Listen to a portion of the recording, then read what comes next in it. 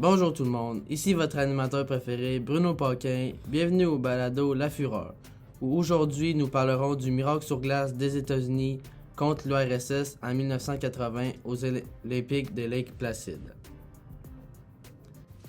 Great moments are born from great opportunity.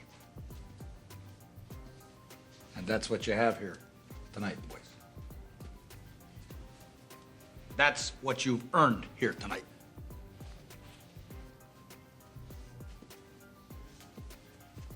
One game. If we played them 10 times, they might win 9. But not this game. Not tonight.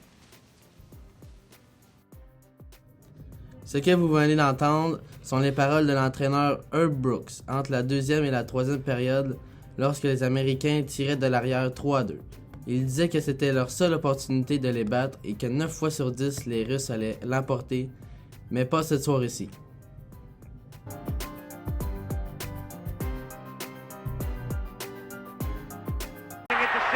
Now Petrov controls, back to Varlamov, skating in on the left side. Into the American end, 55 seconds, but Mikhailov has the puck. Mikhailov sweeping in, out in front, backhander goes wide. I think Craig might have got just a piece of it. Mikhailov, back out to Ilya Letinov. 43 seconds remaining. Morrow, checked into the boards, it comes back to center ice. 37 seconds left in the game. Petrov with it, the Americans on top, 4-3. Long shot, Craig able to get a piece of it to sweep it away. 28 seconds. The crowd going insane. Varlamov shooting it into the American end again. Morrow is back there. Now Johnson, 19 seconds. Johnson over to Ramsey. Ilya Letinov gets checked by Ramsey. McClanahan is there. The puck is still loose. 11 seconds. You've got 10 seconds. The countdown going on right now. Morrow up to Schultz. 5 seconds left in the game. Do you believe in miracles? Yes! Unbelievable.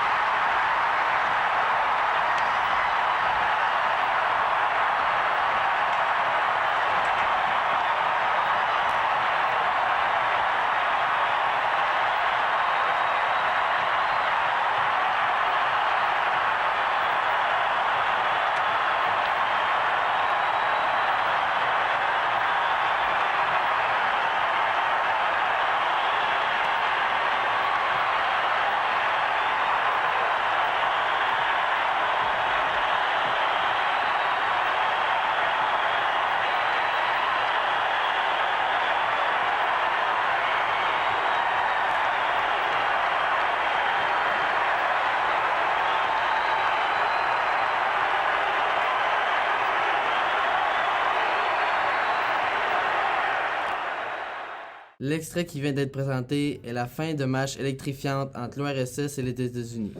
Il est maintenant temps d'accueillir notre invité, Julien Roy, historien qui se spécialise dans l'histoire du sport au 20e siècle à l'Université McGill à Montréal. Bonsoir Julien. Bonsoir Bruno, comment allez-vous? Très bien, merci. Maintenant, entrons dans le vif du sujet, cette fameuse victoire américaine aux mains des Soviétiques.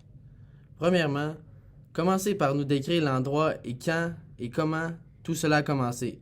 Qu'est-ce qui a fait en sorte que nous sommes arrivés à ce match historique? Très bonne question, Monsieur Paquin. Donc, il faut comprendre qu'à l'époque, les Jeux olympiques d'hiver ont lieu à Lake Placid, situé dans l'État de New York, aux États-Unis. Et comme tout regroupement international, depuis le début de la guerre froide, de grandes tensions sont présentes, surtout que l'événement se déroule en sol américain, ce qui rajoute une épaisseur, une couche de tension, si on peut dire ça comme ça, étant donné que les États-Unis sont une des deux grandes superpuissances à se faire face, la deuxième étant l'URSS. Donc, le tournoi débute, puis l'équipe américaine dirigée par Herb Brooks, l'entraîneur de l'époque, est composée de jeunes universitaires, puis impressionne en défaisant l'Allemagne de l'Ouest et la Tchécoslovaquie en ronde préliminaire qui était à l'époque bien meilleure que ces jeunes Américains. Elle aura donc rendez-vous avec la superpuissance soviétique, l'URSS, que je vous parlais tantôt, en demi-finale, qui elle est composée de joueurs élites comme un certain Vladimir Tretiak, le gardien de but légendaire, ou bien même Valéry Tarlamov. Wow, très intéressant ça. On ne peut quand même pas oublier leur attaquant vedette Vladimir Petrov. Il était tout simplement un joueur phénoménal avec énormément de talent. Évidemment, il n'y a pas juste que les Russes qui ont été impressionnants, mais aussi le travail acharné des Américains. Alors d'après vous, qu'est-ce qui a apporté cette motivation du côté de l'équipe américaine? Bon, évidemment, il y a le côté hockey où on veut simplement gagner et rapporter l'or à la maison pour une question sportive, une question de, oui, pour une question d'honneur, montrer que nous sommes meilleurs au hockey, certes, mais les vraies raisons entourant ce match entre l'URSS et les États-Unis, les deux superpuissances, sont beaucoup plus profondes. On veut démontrer au monde entier qui est la véritable superpuissance mondiale, non seulement sur le plan économique et politique, qui sont des enjeux qui prennent énormément de place à l'époque, mais aussi au niveau sportif, qui pourrait permettre de rejoindre un peu plus de gens qui seraient moins intéressés par la politique ou l'économie. Donc, c'est vraiment une façon de montrer d'une autre façon, un peu plus pacifique, qu'ils sont la vraie superpuissance. C'est beaucoup plus un match difficile psychologiquement que physiquement pour les deux équipes. En effet, c'est vraiment une guerre idéologique plus qu'un match de hockey. On vient de parler du passé et comment les Américains ont pu remporter la victoire. Mais je voudrais savoir aujourd'hui comment cet événement nous a influencés et pourquoi on en parle encore à ce jour comme une prouesse sportive. Très bonne question, M. Paquin. Donc, si je peux me permettre, l'expression « marquer les esprits » est faible dans cette situation-ci comparé au réel impact que cette victoire a eu. À l'époque, pour des millions d'Américains ayant suivi le match, c'est surréel ce qui vient de se produire. Il y a un réel sentiment d'invincibilité qui s'empare de la population. On sent vraiment aux États-Unis que nous sommes les meilleurs dans toutes les sphères. Encore aujourd'hui, on en écrit des livres, on réalise des films, comme par exemple Miracle, qui est le nom qu'on a donné à cet événement-là, de Gavin O'Connor, un producteur américain sorti en 2004.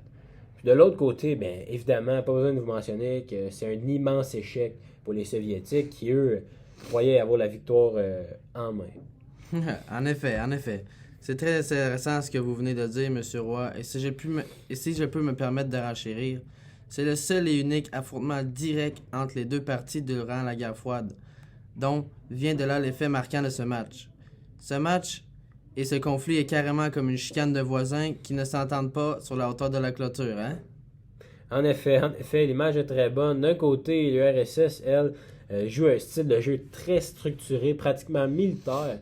Aussi, je peux me permettre, la remise en question des consignes mériterait un séjour en Sibérie, un peu à l'image de leur régime politique et économique, soit le totalitarisme. Hein? On le sait, l'URSS, c'est un régime communiste. Puis de l'autre côté, on retrouve les jeunes Américains qui, eux, ont une seule consigne, qui est de se dépasser à chaque présence, puis le succès suivra. Un peu à l'image du système américain capitaliste où nous sommes libres de faire ce qu'on veut, puis avec beaucoup d'efforts, tout le monde peut aspirer à mieux dans la vie. Bon, nous arrivons déjà bientôt à la fin de l'émission. Merci beaucoup, Julien, d'être venu nous partager vos connaissances. Merci à vous de l'invitation. Donc, aujourd'hui, chers spectateurs, on a pu apprendre que les États-Unis et l'URSS ont eu une rivalité très importante au cours de cette guerre froide, mais notamment dans le sport, entre autres au hockey, durant les Olympiques de Lake Placid en 1980, où on a pu voir l'équipe américaine remporter de façon inattendue la demi-finale contre la surpuissance russe, ce qui a amené plein de joie et de fierté au peuple américain. Bonne soirée tout le monde.